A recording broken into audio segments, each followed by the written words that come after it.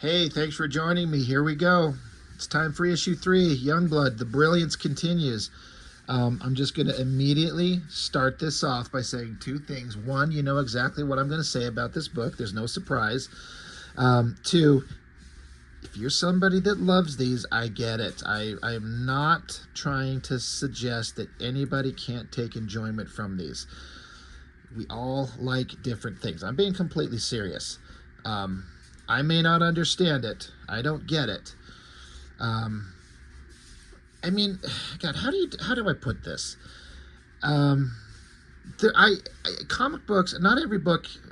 A comic doesn't have to be this absolutely brilliant piece of absolute, shockingly moving and emotionally charged writing. It doesn't have to be the most brilliant piece of content. Some of my favorite stuff is just the dumbest stuff you could ever see.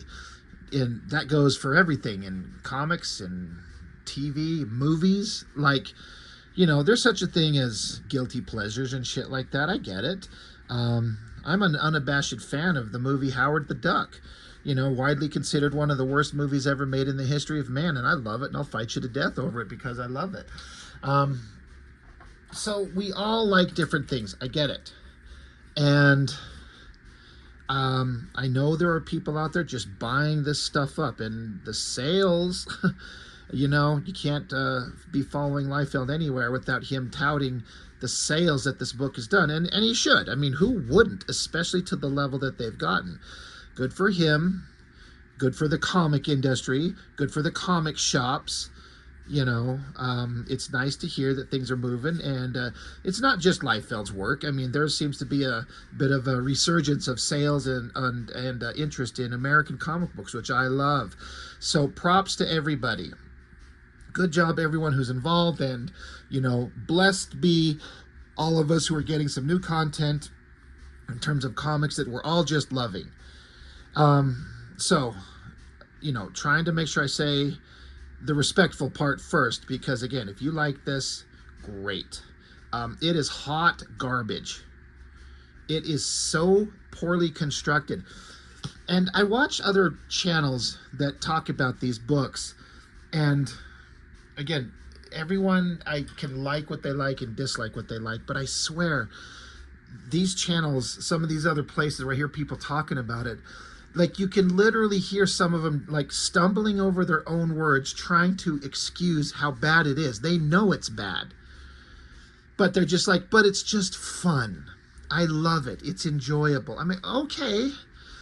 But it's that part where you're like, it's bad. Like, I see people write in reviews or say online, I wish that he took, he being Mr. Liefeld, I wish that he would take more time with the story. I wish he'd spend more time on the characters and their backstory, and maybe do some backgrounds, and maybe not just have just punching all the time. They're tripping over themselves to make excuses for it. And I'm like, do you hear yourselves?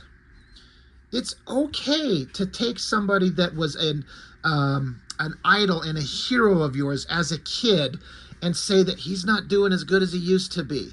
But no one wants to be mean, and there's plenty of negativity in the world. I get it. So I can even, hear myself being a little bit of a hypocrite. I'm like, there's plenty of negativity and shit things going on in the world, and just finding things that you find joy in.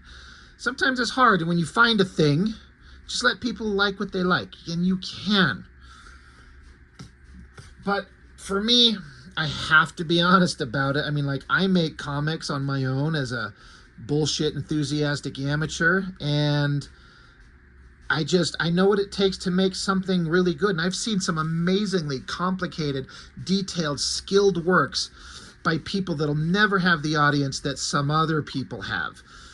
And, Liefeld's earned his position. He got there because he did the right thing at the right time, and here we all are still talking about him. What has he been drawing comics for 4 decades? So, who's the chucklehead over here? Me, clearly. And I wouldn't be so against it if he wasn't such a insufferable shit online. He's so hard to stomach when he talks about comics and art and So there's a lot of dynamics. There's a lot of back and forth about how and why I like certain things and dislike certain things. But I'm just going to talk about it objectively. I've done videos, obviously, on 1 and 2. Story is not that complicated. Youngblood flies into middle of the ocean. They find a giant floating toilet bowl. It's referred to as a yacht, but it just looks like a toilet bowl. And they fight some bad guy in golden armor who we've never really truly seen an epic introductory shot of the guy. His name is Xerxes, and he's supposed to be the most incredible villain we've ever seen ever. And then people just started punching each other, and then that's basically all that's happened for two issues, is just people punch each other. And I gotta say, these books aren't Youngblood. This isn't Youngblood. This is just Rob Liefeld characters jerk-off fest. It's just, here's Youngblood, yes, but then here's this person, and then here's this person, and here's this person. Do you remember this guy? Do you remember this guy? Do you remember this guy? And in between the introductions of all the guys that, like, do you remember this one? They punch, punch, punch, then they talk, and then there's a new guy, and punch, punch, punch, and they talk, and there's a new guy, and then they punch, punch, punch. So it shouldn't be Youngblood. It should be just Extreme Studios or whatever. This story is not about Youngblood. It's about every character he's ever made, and it's made for the fans. Honestly, if you grew up with and loved Extreme Studios and all those books, this shit is for you 100%, because you get to see all the greatest hits of the characters. Like, oh, here's the Newman, or here's Supreme, or here's Namor, or whatever the fuck his name was. Here's all these things. There they are again. Do you remember this? Do you remember this? You know, there's no story to hold it all together of anything that really makes any sense. As is the case with a lot of things that Liefeld does, is it's kind of the implied, ominous, great evil that's coming that everyone has to fight and rally against, but there's no build up to it to make you give a shit about the stakes of it. You know, you have to introduce everybody and know the world that they're in, and have them go through some trials and tribulations and some adventures, and succeed or fail, and build up and introduce a villain and have them do some evil stuff on a small scale, and then bigger and bigger until it reaches the pinnacle of storytelling in the book that you're telling. And then we get to have the big final fight, and you're happy when the heroes win. It's just basic storytelling. And this is just, here's a bad guy, he's the most scary thing ever, and we have to go fight him because reasons. All that to be said, Rob Liefeld, story, pencils, inks, Juan Manuel Rodriguez, color art, Chance Wolf, additional inks. Chance is a fantastic inker. I highly suggest you go follow him on social media if you're not already. Just look at the work he does. He's absolutely awesome, and go follow him. I mean, it says additional inks, but I get the feeling that he does a lot more than, again, I've said this before, additional inks implies a few little bits and pieces here. I feel like he's probably done half the book. So I feel like that credit should be more prominent. But who am I? I'm nobody. And so now we're going to... the text, the ruins of Candria Catella, an envoy of interplanetary ambassadors, have gathered in the hopes of securing a peace treaty between Catella and Acura. Is it Catella, a name of a street in like Los Angeles or something like that, LA? And Acura is a car, so it's a treaty between a street and a vehicle. Awesome. The Star Guard, a division of Youngblood, represents the interests of Earth. Combat, an exiled Catellan warrior. So we get Combat. Do you remember him? Photon, an Acuran soldier. Photon's just a fucking guy. You know, I mean, Combat gets the description of exiled warlord. That implies several things.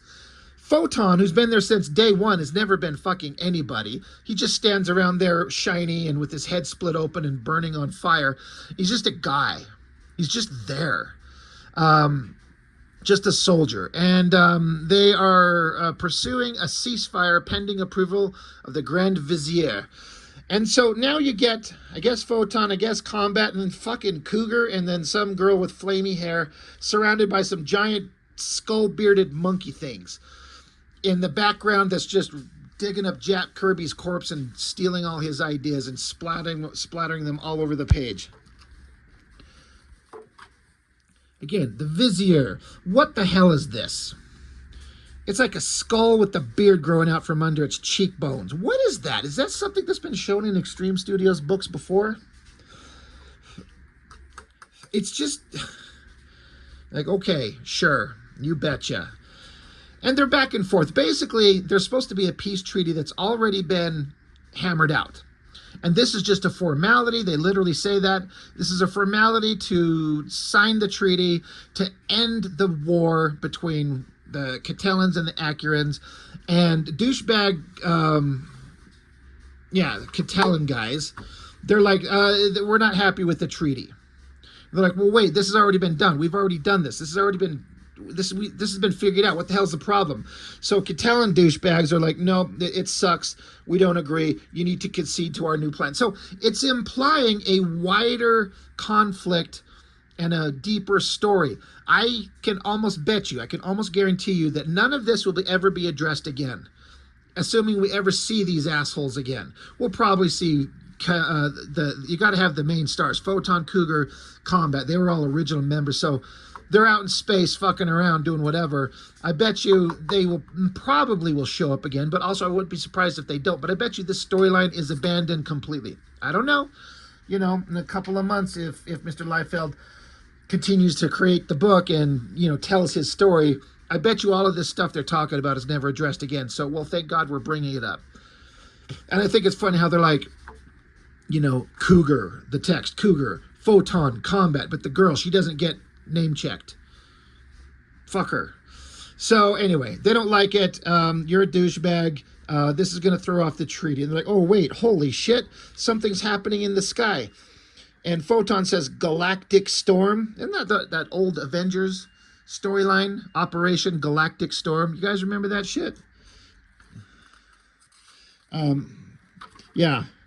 Brace yourselves. For what? Well, looking at this page, you can tell that, one, Liefeld was not interested in drawing anything on this page. And two, I'm going to have to say that it almost without a question, Chance Wolfe inked this, because there's no way in hell that Liefeld is going to take the time to draw a Kirby Crackle like this in the level of detail that it is done there. Because he just inks with like technical pens by hand. You know, you can't really do this by using a pit pen or a micron without spending 5 years doing it. You know, there's different ways to achieve that look. When I draw my own stuff, I'm trying to see if I've got it right here with me. Oh yeah, here we go. It's kind of dirty, but I use Q-tips. I dip that in ink, and then you can blot it. It's dry. You can blot, and you can make little circles, and then make smaller ones and bigger ones and stuff like that when you do it by hand with actual traditional ink. I'm pretty sure that Chance Wolfe inks digitally, though his inking skills, you can't really tell that it's digital inks, and I think that's a spectacular skill set. But yeah, nothing interesting going on this page. It probably took Chance an hour to ink. You know, that's a hell of a gig. Some of these pages, it's like you bust it out in an hour, you get a pretty good page rate and you move on. But this is just like Jack Kirby, the Celestial ripoff shit. You know, so here's like the giant head of this thing, and these little specks down here are supposed to be the guys. Oh my God, why does this stuff piss me off? They're standing amidst ruins and some kind of machine that he drew in there. There's some kind of angled debris of why this is where they're standing. Remember, in a Liefeld comic, you don't want to draw a complicated background, so you put them in a snowy forest, or you put them underwater, or just a regular forest, or you put them up in space, or you put them on a rock in space. But now that we see this faraway shot, there's none of that technological backgrounds or anything like that. It's just a little rocky hill and just these guys, just to show like they are tiny little things and giant space god, which the scale is there. Sure, he's huge. And you just repeat the same shot there and right to there. They're like, your lives are meaningless, your existence irrelevant. The keep is among you. I think the keep, it's kind of, this is like the celestial Galactus type gods that Liefeld's just ripping off, which is fine, whatever. Doesn't have to look so much like something we've already seen. Anyway, Cougar's like, oh my God, it's them. We defeated them years back. Oh, look, the girl. There she gets name checked. Sundance. Remember the guys got checked over here? Boom, boom, boom. And then we got to wait a couple pages. Oh yeah, wait, boom, Sundance. Yeah.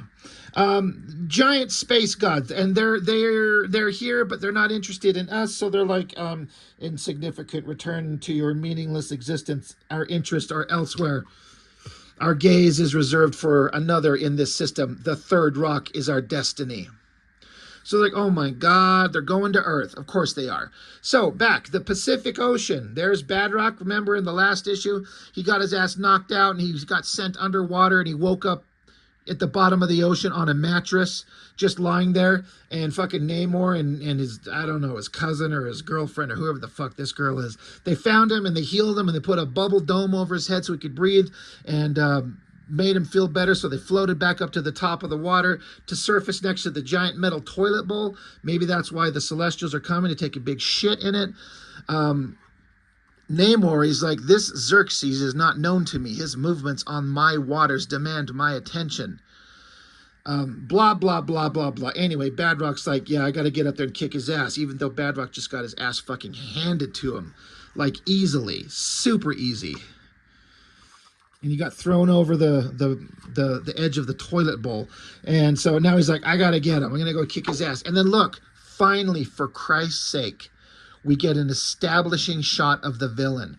I was talking about this in issue 1, and I've gone over this a couple times, but the bad guy's introduced only as a little tiny panel right there on a TV monitor, and then the next time we actually get to see the first time we get to see the bad guy is him, just this little tiny panel down here with him pointing. And then a little tiny panel down there, and nowhere to be seen. And then he's just a face getting punched, and then a little tiny shot, and a face shot, and a face shot. He's just all these little tiny panels. We don't ever get introduced to the guy. This is the first time we get a giant splash page introductory shot of the bad guy. This should have been in here like... They should have been jumping down to the boat. They turn and they scream and they look, and we should have flipped the page and it should have been that. We need to get introduced to this guy. But no, we're 3 issues in and there's this big awesome shot. It says Xerxes, conqueror, tyrant, master, lord. He is all these things and so much more. Don't you love how the storytelling goes when it tells you what he is rather than showing you what he is? The combined might of the Supreme family was not enough to stay his rage. He fights for his future. Nothing can stop him. What the fuck is with this Mickey Mouse ears helmet? I swear it wasn't a Mickey Mouse helmet before. I know there was some bullshit side pointy things. I mean, Jesus Christ. Look like little horns there. They just keep changing shape. It's hard to find a good picture of them. Little thin things right there. Little thin things right there. But now they're giant Mickey Mouse ears. Holy shit. Looks like Chance Wolf inked that one too. Pretty solid. Nice ink work on the shiny metal spandex that he's wearing. I like the coloring too. But yeah. Supreme's supposed to be the most powerful badass ever. He showed up at the end of issue 1, and then they got some punching going on in issue 2, and now he's just down. And so is his little kid Supreme, and so is girl Supreme. Man, the amount of effort and time that he put into figuring out how the perspective on these shots of these guys lying on the ground. And where are they? If you've never read this book, where are they? Where is he standing? Are they in a forest? Are they on the ocean? Are they on the top of a building? Is this a concrete floor? Is this a sky behind them? The perspective is so fucked up. Anyway, close-up shot of his face. He grits his teeth. And then, look at his giant Mickey Mouse ears. That's all I see. He looks like, what's that, Deflator Mouse from the Tick cartoon? Isn't that kind of what that looked like? I don't know. Anyway, girl, underwater person. She comes flying up and punches him sort of somehow down there, I guess. All right. Big full page shot of the girl. That's That's not bad for what he can do. It's okay. I don't hate it. In fact, I kind of dig the coloring behind her. Kind of like a, underwater tone, blue greens, whatever. He actually spent some time for once. He must have had a seizure or something and spent some time drawing feet and toes that look ish correct. Good job. But she's pissed off because reasons. I don't know. He violated Newport. That's their underwater Atlantis place. And stupid Xerxes doesn't understand physics. He says, your oceans will burn, child, but not by my hand. Bam! She beats the shit out of his face. Goddamn. That is just a repeat of the same shot. The Dark Knight. Look at the fucking same thing. This is like a ripoff of Batman getting punched by Superman from The Dark Knight. He just does the same thing there. Look at the shape of his Mickey Mouse ears. They've completely changed. Screamy face. She's mad, so she keeps punching him, of course. So that's what happens. Remember what I said? Character shows up, they start punching. That's what happened with Youngblood showed up in issue 1, and they punched. And then Supreme showed up, and then they fought, they punched. And then now Underwater Girl's shown up, and she's punching.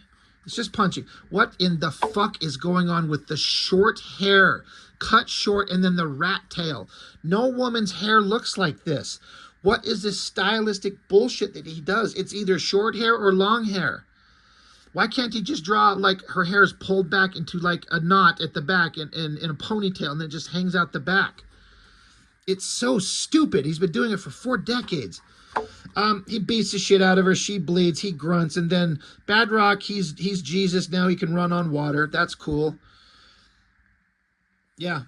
Run on some water. He says, and right now I imagine I'm wiping the deck with your ass. Oh, that's so edgy. So then he tackles him, I guess. He's twisted this way, but then his legs are this way. There's more cracked concrete on a $30 million yacht, because that's what they're made of. He actually says the words yabba dabba doom. I guess he's not concerned about, what's the, Hanna-Barbera suing him for having a character named Bedrock and saying yabba dabba doom. I guess we're beyond that, which is fine. It's stupid from the cartoon company thing that he's ripping off their shit. Tackles him. And guess what? Punch, punch, punch. And he says, stupid Badrock, he says, I'm punching you through the floor. So, in theory, they're on the top deck of the boat, right? I guess you can't tell where's the boat and where are they at on top of it. I guess that's the boat. That's the closest that you get to see. So Badrock is punching him through the multiple levels of the yacht itself. So some smoke and then some rusted, beat up water pipes and cracked concrete walls. Again, in a multi-million-dollar yacht, that's the kind of shit that is down in the bottom of it. And there's all this opportunity to draw falling debris and just shit falling, chunks of wood and metal and wires and smoke and stuff like that. But what he does at the bottom is he puts a pair of uncircumcised penises sticking out of the top there. They're just poking up. Imagine showing this book to somebody and asking them, what's going on? Where are they? And what are these? She says they're uncircumcised penises. I mean, yes, you're correct. That's exactly what that is. So Badrock just keeps punching. Fucking goddamn it. When Badrock was underwater, he only had his pants on. I misplaced my issue 2. My little art room / studio here is getting so out of control with all these comics spread everywhere.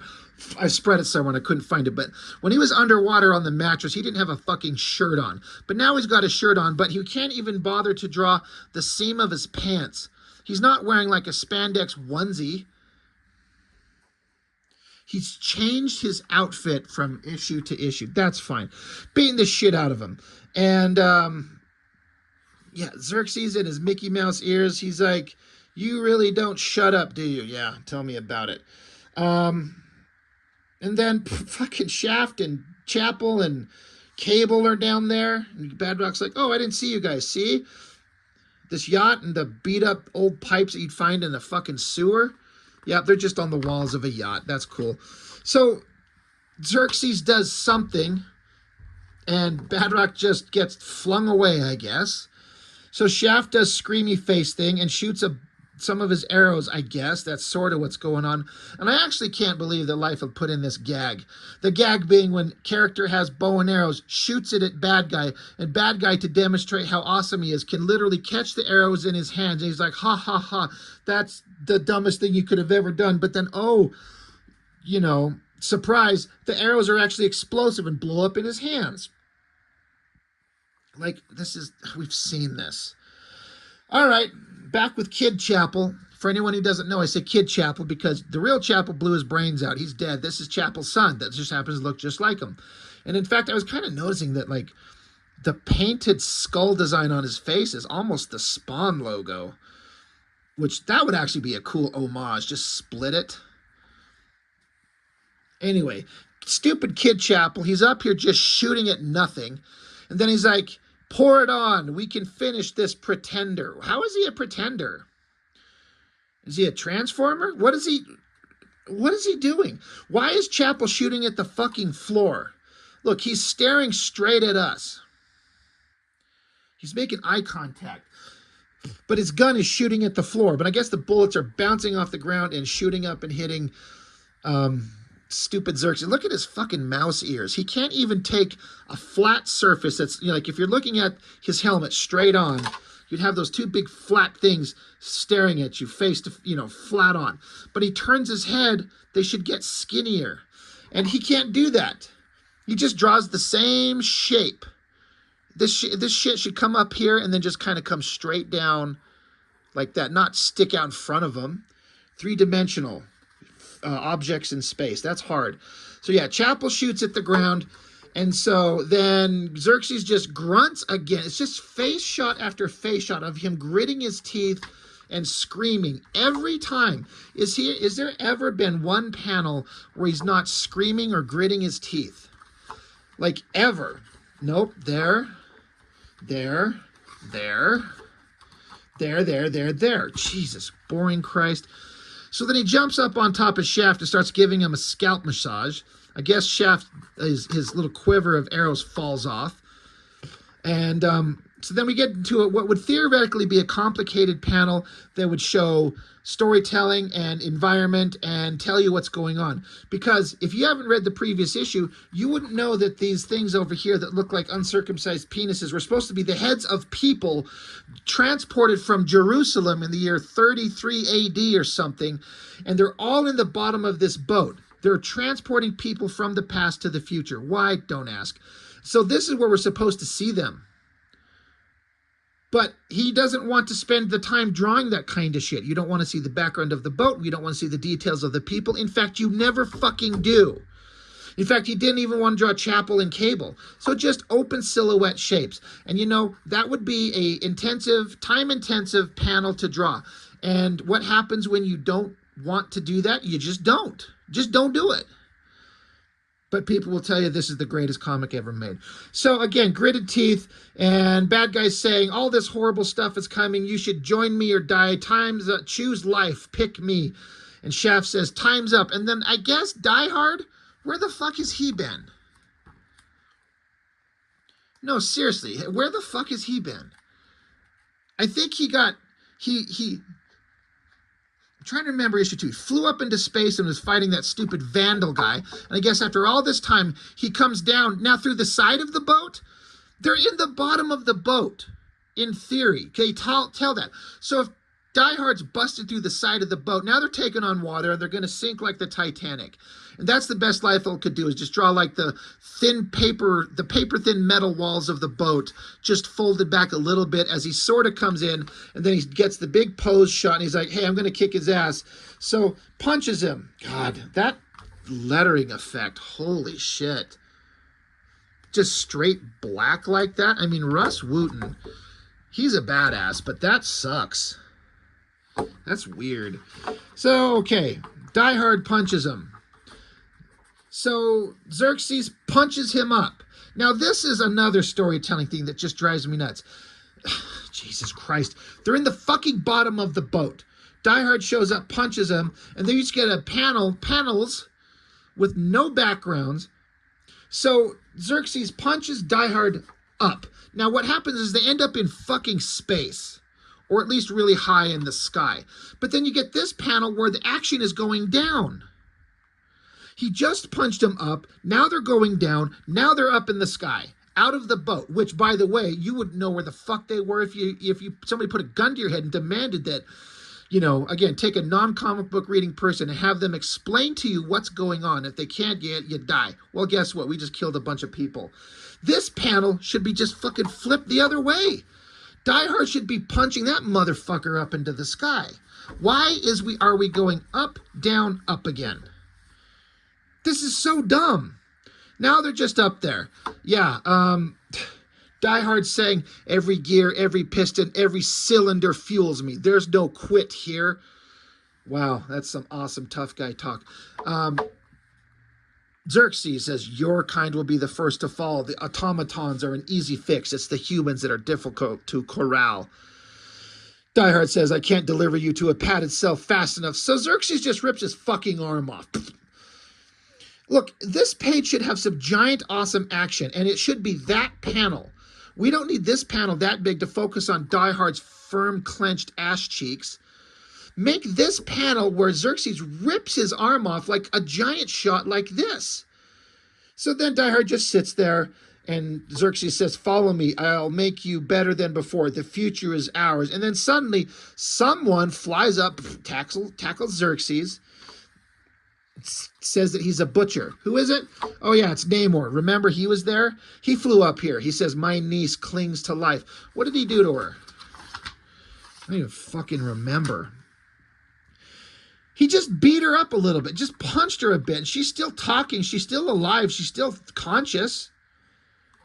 Before Badrock interrupts and he's like, my niece clings to life. Again, they're telling you what emotions you're supposed to be feeling. You're not experiencing it through the thoughts and the actions of the characters. We're not being shown why we care. We're being told that we're supposed to care. He says, I am the king of these oceans. He screams and says, you will pay in blood. Stupid Xerxes, return to your realm, your highness. Time is short. Your people desperately need the comfort you provide. Stupid Namor says, never part a fool from his folly, eh? Ever the jester. I'll bury you with your riddles. Oh, stop it. Stop with this. So, way high in the sky, so Namor punches him down, does a double axe hand punch, sends Xerxes down to the yacht. See this little teeny tiny boat? That's hard to draw. And what do you do when something's hard to do? It's hard to draw. Don't fucking do it. So now he lands in the arms of Badrock, catches him. Badrock says, hey, it's me again, your ever-loving, green-eyed... He starts to say thing. And Xerxes just punches him. And punches him again. It's just fucking punch and punch and punch. This is 3 issues of the same boring fucking shit. And then... Jesus Christ... After Badrock catches him and then gets his ass kicked again, then suddenly, just out of the blue, bad guys running through a portal and Cable's running cover. That's them going through a portal. And then I guess that's a gun shooting things at Badrock, and it's like chick, chick, chick, chick, chick, chick, chick, chick, chick, chick. And so again, Cable stands here with what looks like a giant USB drive. And I guess the trigger is right by the magazine. Just put the magazine right where the trigger is. I mean, I guess you could put the magazine inside the handle like a handgun. Sure, sure. Look at the amount of space from the bottom of Cable's belt to the bottom of his fucking nutsack. Look at this tiny little stubby. Like, just track the anatomy. I should get out some tracing paper. Stop it. Stop it. Damn it. I have committed to the idea.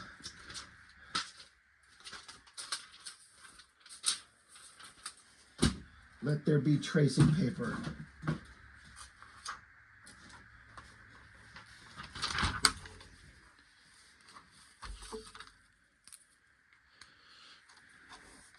All right, Cable. You got a headband because you think you're Rambo. You got Tom Cruise hair. You got an eye. And you got noses.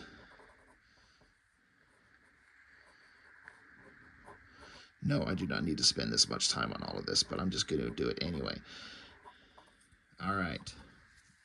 There's his head. Now, we're not going to draw his outfit. because the idea with these traces is to just draw what the naked human figure underneath all of this would look like. So I have to do some filling in because there's, you know, shit in the way, the giant USB drive. So we're going to put his hands here. Maybe he's flipping us the bird because he's pissed off because I'm about to draw him naked. There we go. Absolutely. All right. Hell yeah. Over here, he's going to be giving us a thumbs up. Fuck yeah.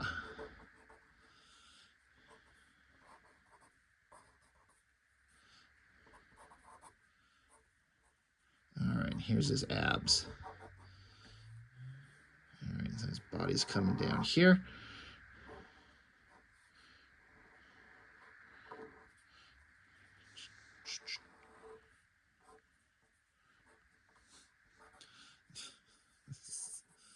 Oh my God.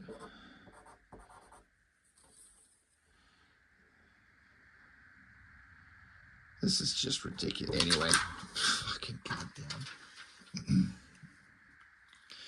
Cable's shooting at him. They're teleporting away. And they're like, don't run away. And so you get a side shot of a gun, and then a side shot of the gun, and then a side shot of the gun.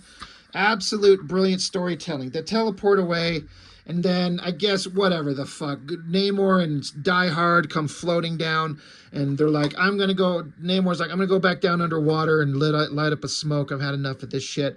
And then, all right, they're like, Godspeed, Roman, because his name's Roman. That's just Namor backwards. So then teleportation portal opens behind them, I guess. Why? Because I guess he takes off and he leaves. These little floating feet, I guess, are supposed to be Namor. And then I guess he's gone. And then Battlestone shows up. He's just floating in the air. Is that why there's a teleportation portal behind them? And they're like, oh, there's all these terrible things that are happening. And more terrible things are happening. We have to prepare. Again, he has to show up and it has to be awesome. What the fuck are these things on his back? What is that? And then the toilet bowl's still floating in the water and there's points of light. And then I guess, who the fuck did he say was there? Cybrid, I guess, and Liefeld, maybe that's her. And then the giant celestial gods show up, and the shepherd is there, and he's like, these are your new masters, long may they reign. Next issue, Dominion.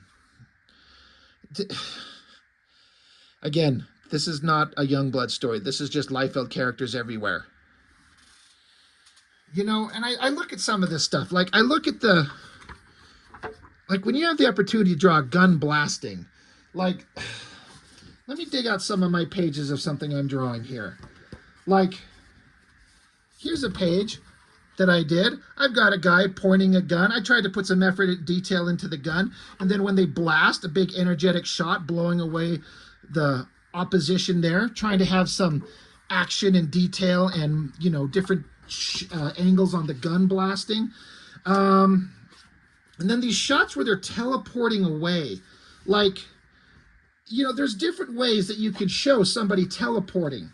I have these characters here on this top panel. They're teleporting. They're coming out of a teleportation portal. Got the Jack Kirby dots and everything like that. But I got a close-up shot of one guy.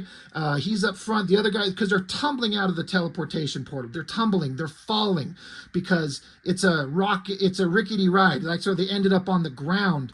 You know, they got to pick their asses up. So, you know, you could choose all kinds of like shadows to imply the light of the portal. You can do close-up shots. There's all kinds of things that you can do. You know, when you have a character coming out of a teleportation portal, do some heavy lighting behind him as he comes out of the portal. Yes, his dong is hanging out. By the way, I can't wait to show you these pages that Chuck Gibson has inked. Just killing it. And then, you know, when you're going to draw a guy getting punched, get his ass punched and send him flying. Have some action and energy and put some time and work into the rendering of the shadows and stuff like that. If you're going to draw hot girls, try to make them actually look hot. Like, do the best you can to make these girls look smoking. Like, these are comics, right? Or a page where the guys are teleporting away. I put some effort into doing some texture and styles in the background and heavy lighting as they walk away at the end of the story. Like, there's so many fun, exciting things that you can do with comic panels. And when you take a chance and take some time to do some shadows and some rendering and stuff like that. Now, yeah, I'm not getting hired by anybody to draw anything. Like, I'm a nobody, so I'm sitting here trying to be like, hey, Liefeld, this is how you could do that. But how can anybody look at these pages and feel like that he's giving every bit of effort that is capable to be given? Like, is that really what we see? You know, and I want to, you know, I show my stuff because I sit here and I talk about storytelling. I talk about drawing characters and environments and taking time and showing that you care. And, you know, I want to show that I actually do this stuff too. And I try to make an effort to do the best that I can possibly do on my own, because this stuff matters to me. This stuff is important. I know this is important to Liefeld. It's near and dear to his heart, but it is just some of the most lazy, hacked out shit I've ever seen. And it's frustrating. But I will admit, I'll be the first to say it. He's killing it in sales, and, you know, good for him. People are loving it. But I challenge you to anything that I've said in terms of like storytelling structure, and people just show up and then they punch, and then people show up and they punch, and where are the backgrounds, and can you define where they are and the environments that they're sitting in, and do you feel the weight of any of the stuff, or you just flip this open and look at the colorful pictures of people punching each other and you're like, oh, it's fun. That's fine. But, like, I'm just suggesting, like, separate yourself from childhood nostalgia, because these books, like, we were all kids. I think the audience that is buying this shit, there's no young people buying this stuff. This is people like us, all of us guys that are in our, you know, 30s, 40s, and 50s, when we were kids, buying these off the shelf as teenagers, little kids, things like that. And now the original creators back drawing a book that looks sort of like the stuff we drew, or he drew when we were kids, and we're like, this is my childhood again. It's one of my favorite creators drawing characters that I loved as a kid. And I get it. The nostalgia grabs us by the balls and drags us screaming through Youngblood. And we're just like, oh my God, but like, just look at it objectively. And then look at some of the best works that have ever done there. Can you imagine if you sat this book down in front of a Kirby, or a Neil Adams, or a Walt Simonson, or a John Buscema, or a Frank Miller when he was good? And like, have them just like look at this fresh, and they'd be like, what is going on? It's all subjective. Love what you love. I get these because it's fun content for the channel, and people have kind of come to expect it, and therefore it's made it even more fun for me. Again, Liefeld's cleaning up. He's making money. He's happy. He's doing the type of shit that he wants to do. We should all be so lucky. So good for him. And again, if you love these, good for you. I love it. I love it for you. It's infuriating to look at and go like, who makes this, and looks at it and walks away and goes, that's the best work I've ever done. It couldn't possibly be done better. Anyway, I'll shut up. I thought I'd do this in 20 minutes, but as always, I just get going on a rant and I start tracing shit and doing dumb things and showing my own stupid artwork. So anyway, that's all I've got for now. Thank you for joining me. I really appreciate it. And if everything goes right, I'm going to release this on Christmas Day. So Merry Christmas to you. Happy holidays. Much love. See you later.